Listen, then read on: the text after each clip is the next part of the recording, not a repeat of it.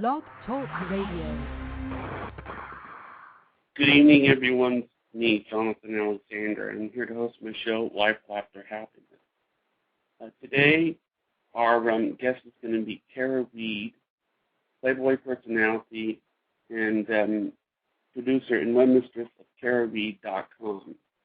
Hopefully she'll call in soon. And also my guest host is going to be DT, who has been on the show a couple of times before. So I hope that they'll call in. You know, we're anxiously waiting for that. I always get nervous right before they call in because I always worry that everything's going to go okay. And if they call in, when they call in, I'll just connect them on. I've tried to do as many different shows on as many different guests as I can. You know, interviewing a variety of people, or interviewing on a variety of subjects, you know. So, let's see here. Let's wait for her to call in. Just hasn't called in yet. But I hope that she'll call in soon.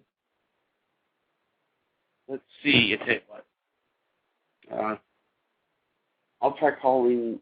I'll try to see if I can connect DT or whatever. All right?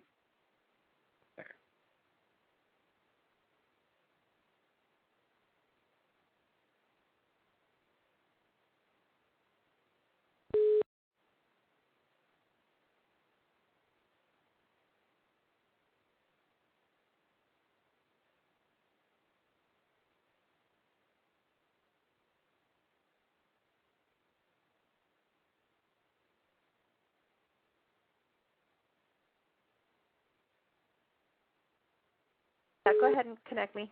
All right, we're connected. You there, DT? Yes, I am. How are you? Doing good. Our other guest, Tara Reed, hasn't called in yet, but hopefully she'll call in soon. See, I'm wondering when she's going to call in. I didn't have a contact number. Yeah, I didn't have a way to contact her, but she does have the email. She knows about the show. So, did you ever watch her show? No, I haven't. I always thought that you were kind of similar to her in a lot of ways. I always thought, because you were both UCLA graduates, right? Right. Yeah. You were both UCLA. What other ways do you think we're similar?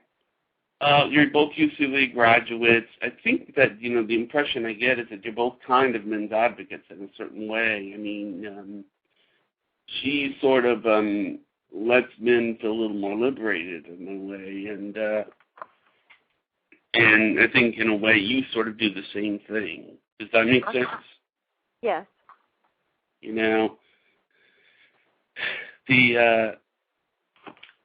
let's see here.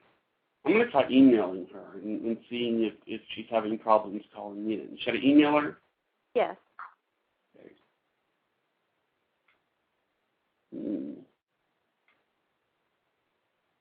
Okay, 1 second.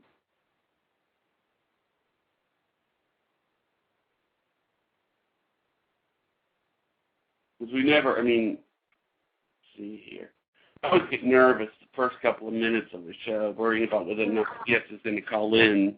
Yeah, I know. It's always hard.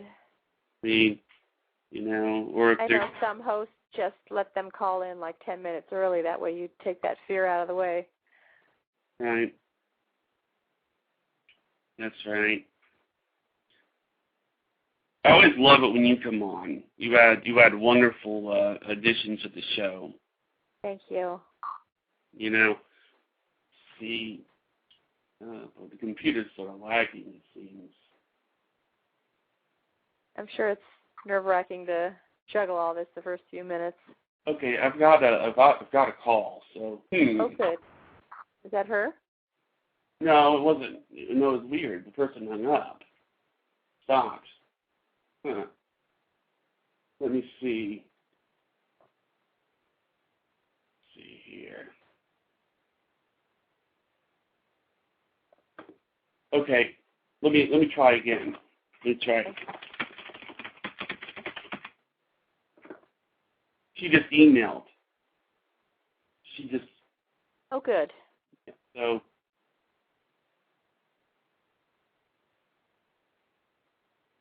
Okay.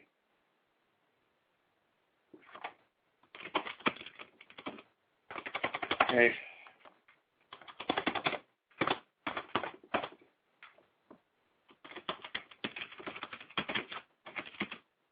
Okay.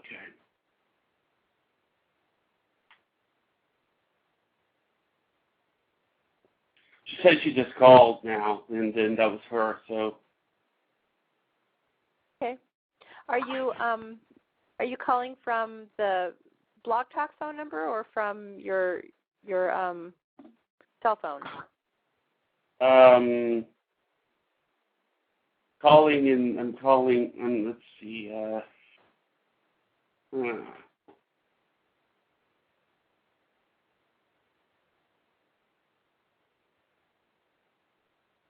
I think it must be the cell phone or something. If she's listening, just recall in. Just recall in, and we'll connect her, okay? You want me to hang up and call in? No, stay on. No, are you calling me from your cell phone or from the Blog Talk number? I'm calling you from the cell phone, but I'm trying to see if I can get her number on the switchboard. Okay. Let's see here.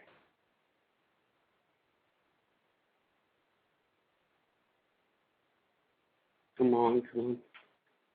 All right.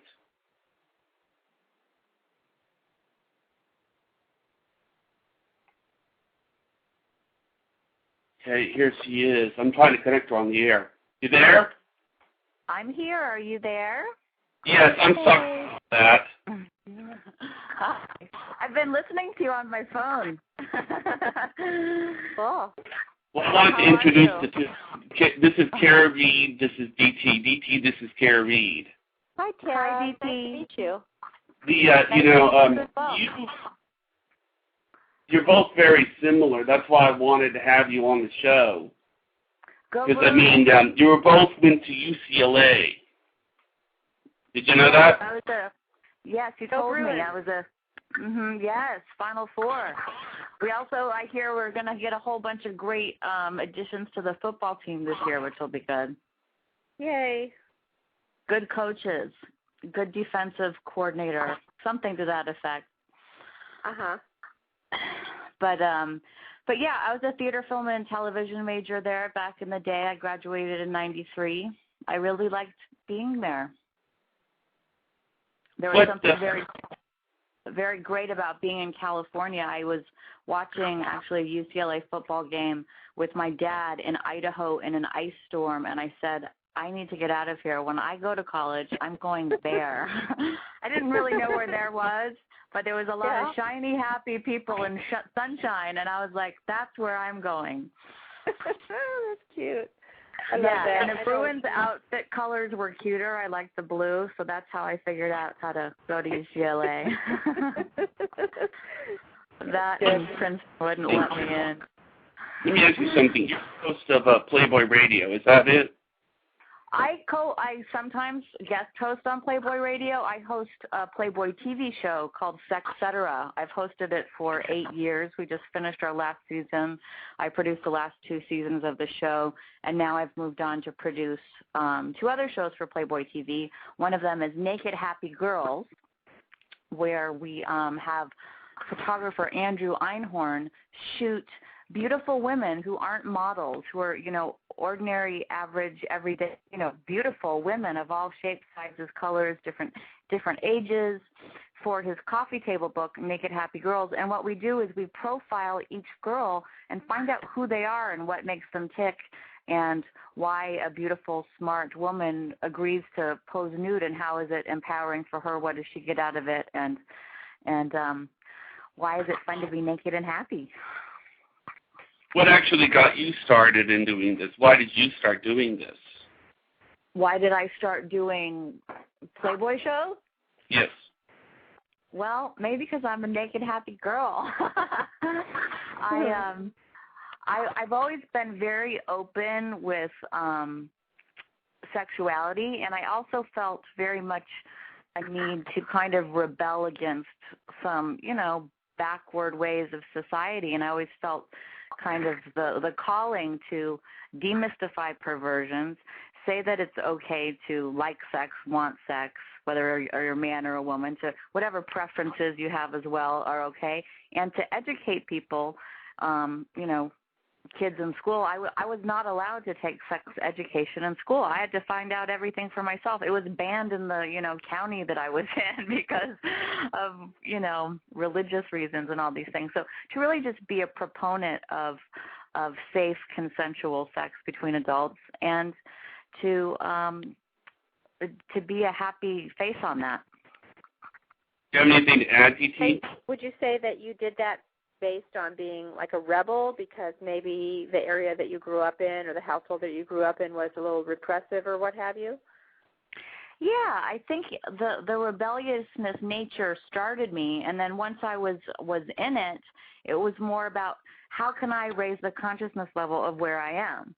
If whether I choose to be a nurse, whether I choose to be a teacher, whether I choose to work in the sex industry, whether I choose to, be a dog trainer or, wherever I was going to be, I wanted to be able to have something interesting to say about it, to have a point of view, and to then make something out of it. Mm-hmm. But yeah, I think the rebelliousness, as a teenager gave me a kick in the pants to kind of be able to have the kind of personality that could go do something like pose for Playboy and do Cinemax movies, those sort of things. I mean, that is a huge leap for a lot of young women. So I was just wondering how you got from A to B. So did you have someone bring you up, or someone that you trusted, or a mentor, or something like that helped you along the way, or? Well, I looked up to different actresses who are in the industry, but to tell you that I was at UCLA. I answered an ad for the LA Weekly that they wanted actresses for a Playboy movie called Maui Heat, and it was shooting for 2 weeks in Maui. And I'd never gotten any real work except, a walk-on a television show or something. So it was my first movie. I'd already graduated from college. I just graduated from college. I went on the interview, and I'm sitting here with all these gorgeous women, let me tell you. They're like, they just walked out of, they don't airbrush these women in real life, but they still look all flawless and perfect. And there's a Barbie on one side and, another Barbie on the other side. And then there's me, little, Skipper in the middle. And I was kind of like, what am I doing here? Why do they keep calling me back? Why am I on a final callback for the movie with these people? I figured, I have an acting ability or something that's keeping me in there. And I went in and they said, well, this is about swimsuit models, and we really don't have a part for you because you're not really the type. You're a little... I said, yeah, okay, fine. Well, why did you waste my time? No, we want to keep you. We're writing a part in for you. You're going to be the makeup artist for the swimsuit models. And I thought, well, there must be a reason why I'm here. They're finding value in the reason that I'm here. They liked my energy. They thought I could bring something to it. And I kind of liked representing kind of a real woman within all this Playboy, perfect plastic sort of environment. I was like, well, it just seems like the right thing to do. And I met people on that movie, actresses that I then looked up to, and producers and directors that treated me with respect and respected me for what I could bring to them. And I started getting fan mail, as soon as the movie started airing while I was making other movies. So it just really felt like I was touching people, so it was, I never necessarily thought that I didn't know these movies existed because I knew there was pornography and hardcore pornography, and I knew that there was regular movies, but I didn't know there was like this in-between sort of thing that I would feel comfortable with, that was acting and having simulated sexual, encounters, but not real ones. That would be something that I felt totally comfortable with. And, so that's how I ended up doing it. The editor on that movie showed my footage to Zalman King, and then Zalman King had me do some Red Shoe Diaries, and then Playboy contracted me to do a bunch of movies, and here I am talking to you all about it. That's a great beginning. So it was just sort of a fluke that you answered that Maui ad, and it was just a call to like perhaps go to Maui or go to something that you haven't been to. And so when you first found out that it was connected to Playboy or you know, nudity or simulating sexual acts, you didn't have any hesitation with that? Well, I probably maybe should have more because it really got me into that niche. But who knows if I would have had any other sort of acting career. This was the niche that let me in. This was the niche that I embraced. I had no problem being nude. I'd just gotten back from my first trip to Europe, and my favorite thing about it was the nude beaches. I'd never seen anything like that before. Like it was okay to be naked. Nobody cared. No one was looking. Nobody, you know, batted an eye to throw your clothes off and run in the ocean. And it's just a hippie child in me that was like, oh yeah, sure, that's not a problem for me at all. So, yeah, I mean, there's definitely this is going to be out there for the world to see, but it was something that I figured it's my life and I can live it, and I'm not doing anything wrong and I'm not hurting anybody. And if anything, I'm inspiring people to have yummier, nastier, more satisfying sex possibly too by watching these movies or watching them as a couple. They were couple kind of oriented story pieces. So it always felt good to me. I stopped doing it when I. Yeah. How has your family reacted to all of this? Yeah, that's a good question. My family, I still have a very religious family, but my mother was also very free thinking. She found the religion that she chose, her own. My brother does something completely different. I have one brother who works for, the government. I have another brother who just got his master's degree. I have another sister who's a stay-at-home mom and babies, and I have another sister who is a devout religious person as well. And my mother just said, well, God gave me a beautiful daughter, and she's enjoying her life, and God bless her, and as long as she's happy, I'm happy. What about your father? My father was never around, but he does know, and I did show him and tell him so he wouldn't be surprised. And he knows about it, and he's proud of me for my accomplishments, but he doesn't sit down and watch them, as far as I know. He doesn't need to look at them, So I've been very lucky that people have accepted me, and it's one thing if you're a crack whore, and, you know what I mean, and it's another thing if you are a respected actress in whatever field you choose. So there's different levels of sexually shocking, I think. You're very lucky to have a supporting mom, supporting you of those endeavors, because, like I say, for a lot of women, that's certainly not the case. So, it's a big leap to go from, I'm just out of high school or college or whatever to, going to be a Playboy be in a Playboy movie and so forth. And the reason why I'm asking you these questions is because I don't know if Johnny filled you in on what I do, but I'm a men's advocate, and I have a column on MySpace called MySpace/dating tips for men, where men write. Yes, I went and checked it out. You have women. Great stuff to say. Thank you. So anyway, from time to time, I do get many letters to this regard saying, my wife won't have sex with me, and how do I get her turned on, and, all these sorts of questions. So I think in general, women are not really they're not sexual beings to the degree that men are. So I'm always looking for ways to ignite women to get them to be more sexual.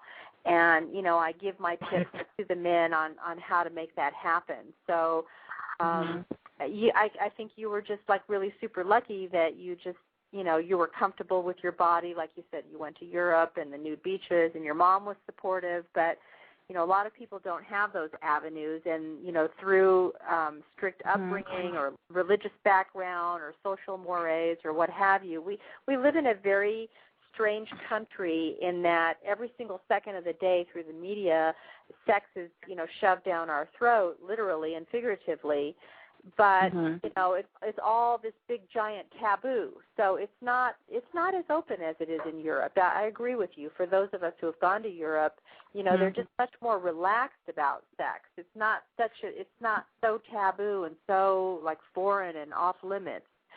And anyway, I'm always looking for ways that will take the average American woman, whether she's the girlfriend or the wife or whatever, and how to kick up her sexuality, because it's a huge issue. And men have this big need, and I think that's one big reason why they cheat is because they're just not getting it at home. I agree. For a while, they do it until they get married. They do it until the first kid pops out. The minute the kid pops out, the spigot's closed. They're done. They're just totally done. I think that left holding the bag, and it's like, what's he supposed to do? Go the rest of his life without sex now? It's so unfair. And I think a lot of that is kind of the attitude that women have, because sex is bad. It's like sex is work. Sex is something I have to do.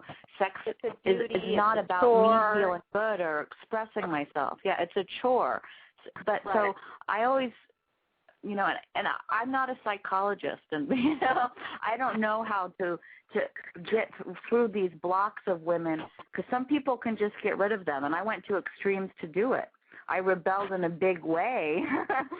You're saying you once had those blocks? So I would, because I was the kind of person that I wish I had to look up to. I didn't know I existed. You know what I mean? I wanted to be part of the revolution that says it's okay to like sex. It's okay to feel good.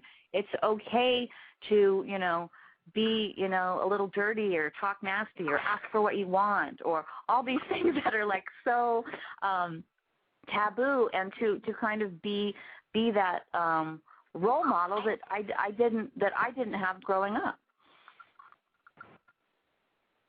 And I think we may need, and we have more opportunities now through the internet, through cable television, through all sorts of things that we need to keep those channels open, and we need to make sure that our rights aren't taken away as well, to be able to express ourselves. Yes, I think that exposure definitely helps. It has absolutely helped the 20-something generation. I mean, girls who are 18 to 30, that group is the exception to the age-old rule that women don't like sex. I mean, because they were so exposed to sex in the media, that age group, I mean, excuse my French, but they F just like guys.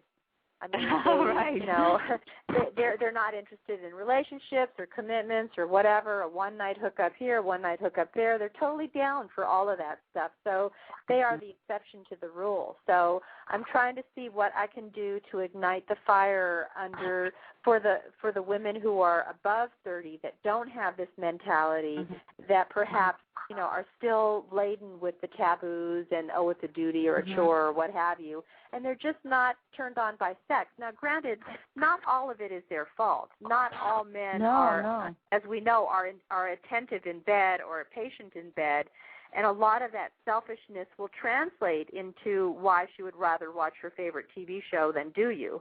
So, it does go both ways.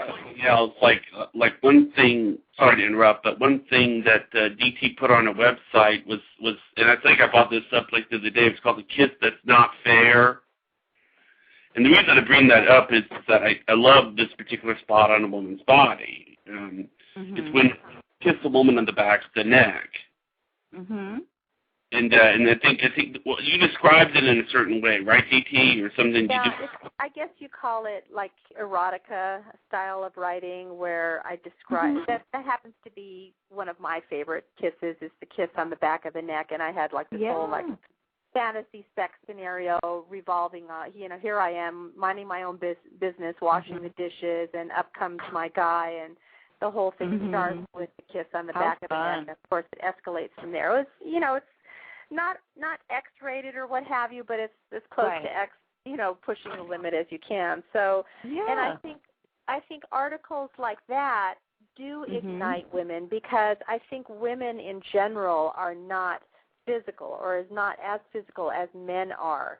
They respond more to the mental aspect or the imagine, like if you ignite her imagination. So somehow if you get a woman to ignite her imagination and fantasize and what if and I wonder what it would be like, X, Y, Z and all this kind of stuff, that's sort of what trips the woman up, I think, more than just, I'm just going to touch you now and you're supposed to get hot and bothered in 2 seconds. It doesn't work that way. Yeah. And I really feel because men sometimes don't give us the opportunity, they don't stimulate our desires. They don't have so much foreplay. They're good to go because they're visual. They see you, you're naked, let's go, instead of, so I find if I sometimes don't feel like having sex. And it's kind of like sometimes I don't feel like smiling. But you know what I do? I do it anyway because I can always kind of find something to get me going. Like if I'm sad during the day and I'm going around frowning or I'm complaining or whatever, sometimes I just fake it. And all of a sudden, I feel happy because I'm smiling, and then someone smiles back at me, and then there's sort of a connection, and the energy changes. The same way in sex. If I'm feeling kind of dowdy, I'm not feeling very good, I'm feeling bloated, I'm feeling like if somebody touches me, I fight them. Like there's some days. What I need to do then for myself is to, if I can, take a time out, take some deep breaths, do something sexy for myself, like take a bath, put some pretty smelling cream on, slowing things down for myself so when I know that he's coming home or I know he's going to expect it, I'm ready. And then you know what? It's not a fight anymore. I'm ready. I've been like preparing. I'm actually, a little turned on because I've been touching myself and I smell good and I put something on that makes me feel sexy. So I'm ready. Also, I find it's a mindset of it's starting with the whole idea of, I love and approve of myself and sex is okay. If anyone's a little hung up or they think that they have some baggage that they're carrying around from some sort of upbringing where sex is dirty, sex is bad, or, you're not supposed to like sex because you're a woman. Right. Write down 100 times. Sex is a wonderful thing. I can have a wonderful sex life on my own terms. I love and approve of myself. I am a sexy woman, and it's okay. And I know that's a little bit kind of like, that's okay. But we need all that to counteract all that we were fed when we were growing up, if that's the case, or what somebody else made us feel. We have to counteract that. Look in the mirror and say we're sexy and it's okay, and it's okay to ask for this and this and this in bed, Right. I think those affirmations are very important because it's like years and years or if not decades of brainwashing in the other direction. So the more that we can give to ourselves and affirm, to ourselves, the better. And, in fact, the more the guy does it also, I think it's the better, too. I mean, not in a pervy way or a gropey way or what have you, but, I know it's always a turn-on for me when a guy makes mention that he likes a certain body part and he lets that be known. It's like, then you forget about, I'm 2 pounds up today or my cellulite shows or, whatever. You forget about who cares? The guy is complimenting you like, wow, I really like, the back of your leg right there, or I really like the curve of your hip, or whatever it is. It just snaps you, back into the moment, which is, what you need to do and not go into revert back to your old habits. I have a question for the both of you. Do you feel that women have a natural resistance to unconditional pleasure? Do women well, I believe that some people just don't think they're worthy of love. And I don't think that has anything to do with, it's not necessarily just about sex or just about pleasure. It's about just not feeling worthy as a person. They were put down or they were told they were stupid or they were told they were ugly or, all that stuff sticks with us. So I think maybe that might, if somebody has an aversion to unconditional love or pleasure, that they don't deserve it, which is, you need to. I absolutely agree. I think it's a huge problem with women in particular because we are often, in subtle ways, as we are growing up from age 5 to age 18, we are told that we're not good enough, we're not pretty enough, we're not smart enough, we're not this, that. So there's a lot of baggage that are put onto women that men just can't relate to, because the opposite effect is given to men. With men, studies have shown that that teachers call on the young men in the classroom way more than the girls do. And even if the guy doesn't know the answer, they're almost pressed to know the answer. So there's all kinds of positive accolades given to men and lots of attaboys and whatever to the men that to make them feel the best they can be. And those sorts of parallels really don't happen for women, in anywhere near those degrees. They say that the only time that happens is if they go to an all-girl school. So there's a lot of what Tara is saying is going on that I think a lot of women don't feel good about themselves. So, I think the best way, and I advise my guys on my site for any of them who are dads, that I find the number one best way to bump up the girl's self-esteem is the dad's presence.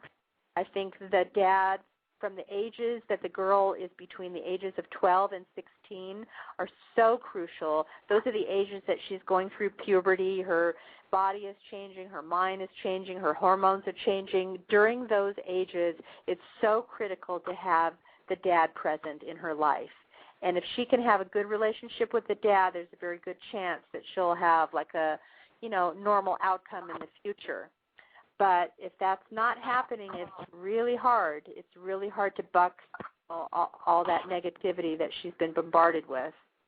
Yeah, and then I think women read the self-help books and how to find my inner sex pod and all those things a lot more than men. So I always suggest to men to pick up some of those women's books every once in a while because to know what we're going through, or to read a column like yours, or go to your MySpace. So to understand how to make women feel sexy instead of, oh, she doesn't feel sexy or she doesn't like sex. It's like, well, why not? And how can we maybe help her?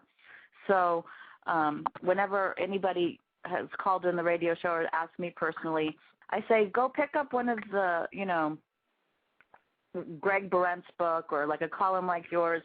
Go read what women are struggling with to find out, because it can be simple things like you said, complimenting a body part that could mean all the difference in the world, making her feel good about herself because that's what she's struggling with.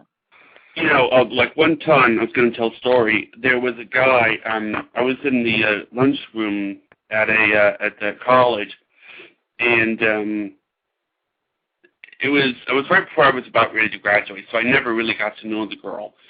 But she was talking to her friend, and under normal social circumstances, you don't interrupt a conversation, but she was talking to her girlfriend, and basically she was crying, visibly crying. And she was saying, it's just, I feel like God didn't look at me. I feel like I'm not worth fighting for. I feel like, tear, cry. And I interrupted her, and I said, I'm sorry to interrupt, but are you okay? I mean, you look great. You look wonderful. And she immediately turned bright red, and she goes, thanks, that's very sweet. Mhm. It sounds like you helped save somebody from darkness that evening. Hey? That's great. I think women need more of that because they are fragile that way. I think the more boost that they get, I think it can only help if they've got their boyfriend or their man or whatever complimenting them every now and again. I think it'll work wonders. Especially when it comes from a true place. It's one thing to go, okay, I'm going to compliment my wife so she feels sexy, so we have better sex. Okay, so you look pretty, honey, tonight. You look great. Let's go. It's got to come from something real, because a woman will know when you're full of BS too. So that's very true. Got to be selfless.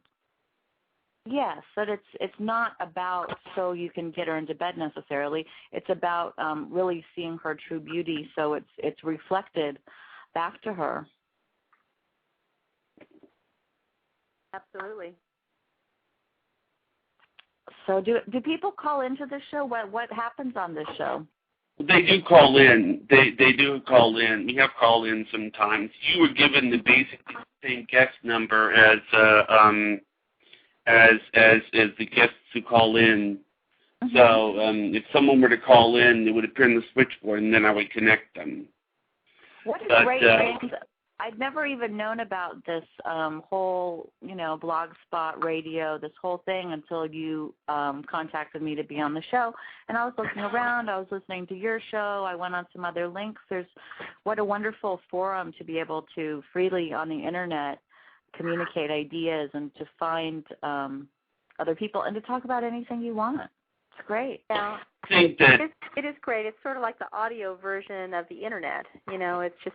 Mm-hmm. Whatever you want to talk about. There are people that talk about sports only or politics only or relationships or, whatever, whatever the different topics are. I think it's a great forum.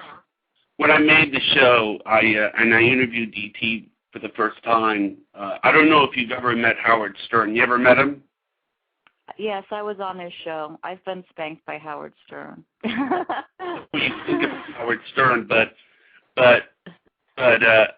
when I met DT on the air and I talked to her on the air, I immediately felt like I knew exactly how Howard Stern felt when he met Robin. Because DT has been sort of like, whenever I have her on the show, she's great. I mean, she's wonderful. Honestly, I think that DT should be on your show, Kira. Mm-hmm. She's really great. DT, do you ever go on Playboy Radio? No, I would love to. You should be on Playboy Radio. A great show for you would be Tiffany Granite's Afternoon Advice. I can give you some contact information of who to talk to there. If you'd like to email me, I can put you in touch with some people because you'd be a great guest for them. It's a relationship kind of show, and Tiffany's a wonderful host for her sometimes, and she's just fabulous. Yeah, and definitely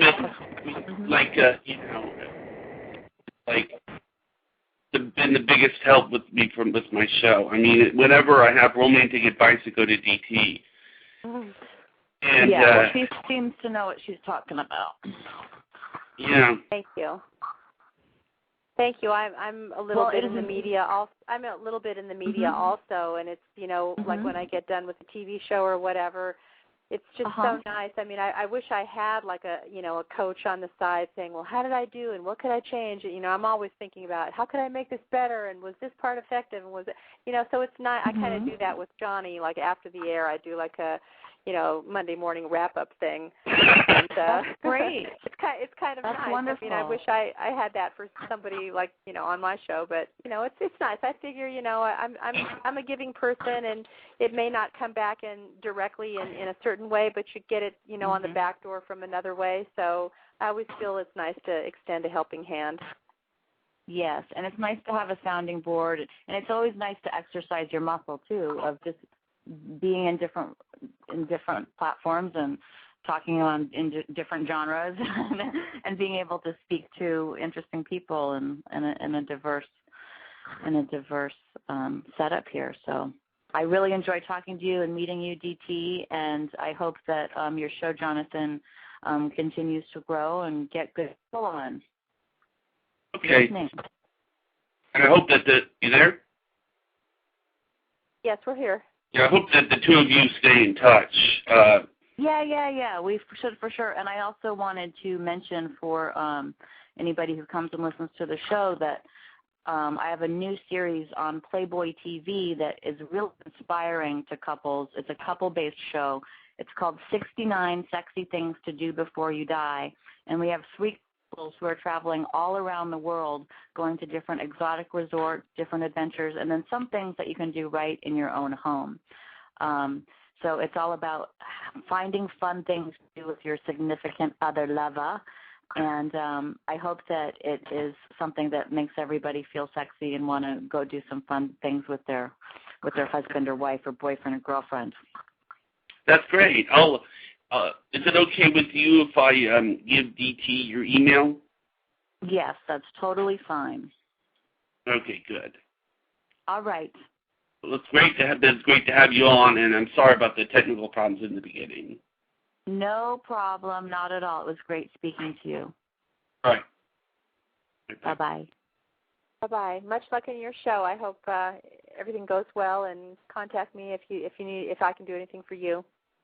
Yeah, I think we have I do. Hopefully, we're having a season 2. I have a hiatus here of a couple of weeks while we're waiting. But one of the things we do is we bring in relationship experts in each show, or somebody who's written the book, or somebody who is like we just did especially on the local stories, how to please a naked woman, how to have the ultimate bubble bath, how to have a night of Asian-inspired erotica, how to have 101 nights of great sex, sort of thing. So we have. I would love to have you on the new show, 16 Sexy Things to Do Before You Die, as one of our experts. I would absolutely love that. I'd die and go to heaven. I'd absolutely love that. And I have a book that I'm actually writing. I'm in the final stage of my book, but if you want to have me on before or after that, I would certainly love to. Maybe we can do one, now, and then after the book comes out, maybe at a later date we can have one also. So when is the book coming out? I'm in final editing now, and I'm hoping within the next couple of months.